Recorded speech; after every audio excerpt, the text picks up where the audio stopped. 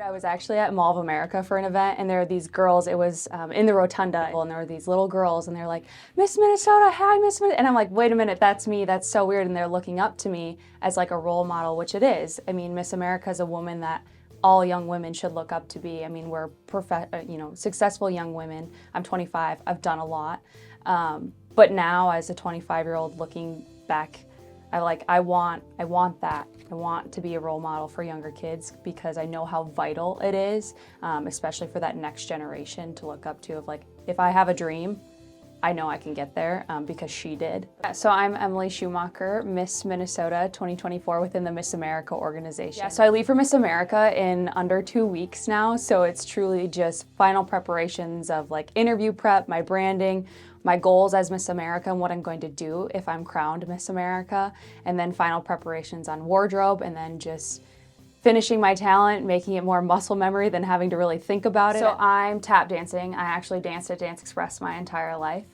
And so I'll be showcasing my tap, and I'm actually dancing to a remix of River Deep, Mountain High, and Proud Mary from Tina Turner. So it's gonna be super upbeat, fun, energetic. My costume is like this tinsel fringe, so it's just gonna be vibrant, and I'm super excited actually to showcase it on the Miss America stage. Like what you see on stage and in the interview room is like 5% of what I actually do as Miss Minnesota. For me, it's my heart health initiative, and where I want to take that with the partnership with the American Heart Association and Miss America. And I know other girls have passions with autism or mental health, so it really just depends on what Miss America wants.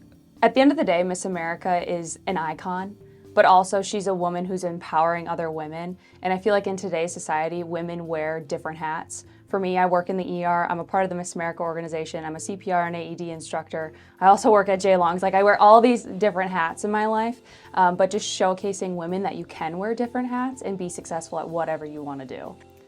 This is what I do. How many of you have had a CPR certification? Perfect. I'm really passionate about these new AEDs because they're really cool. I have done like CPR on people in the hospital, obviously, and I actually sing the song like Staying Alive all the time to keep like a rhythm. It's like putting your blinders on, especially when you're competing. When I go down there, not comparing yourself to other girls like, oh, she has a better dress than me, it puts me out of the running. That's not the case. Again, what's really beautiful about the Miss America organization in general is we're all different. We all bring something unique to the table. We are like a small town. We're not the metropolitan city where these big famous people come out of. I think it just goes to show that you can really like achieve anything if you just put your mind to it. You almost do have to like put on a mask in a way, but that's not saying that I'm fake as Miss Minnesota. It's separating those two things because again, this isn't forever. This is 1 year of my life and it's not my identity, it's not who I am. But yet I still have to be that role model, put on a face, represent a brand. So I have to be at my best self all the time when I'm in crown and sash. But then as just Emily, it's like, what are my other dreams outside of this? Being a cardiothoracic surgeon, having a family, being a mom eventually one day, and just separating those two. I think oftentimes we try so hard that then we're not ourselves. For me, when I was competing for Miss Minnesota, I was trying so hard that I almost was like setting myself up for failure because I wasn't relaxing and just being who I was.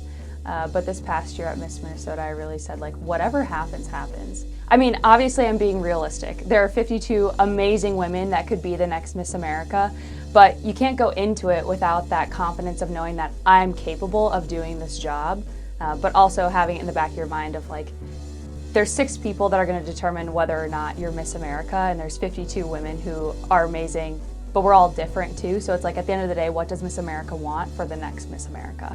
Have you allowed yourself to sit back and consider yourself as a historic person? No, not at all. Maybe after this, I don't know. I guess it's just something that's normal to me. I'm just Emily, and I get to wear a crown and a sash.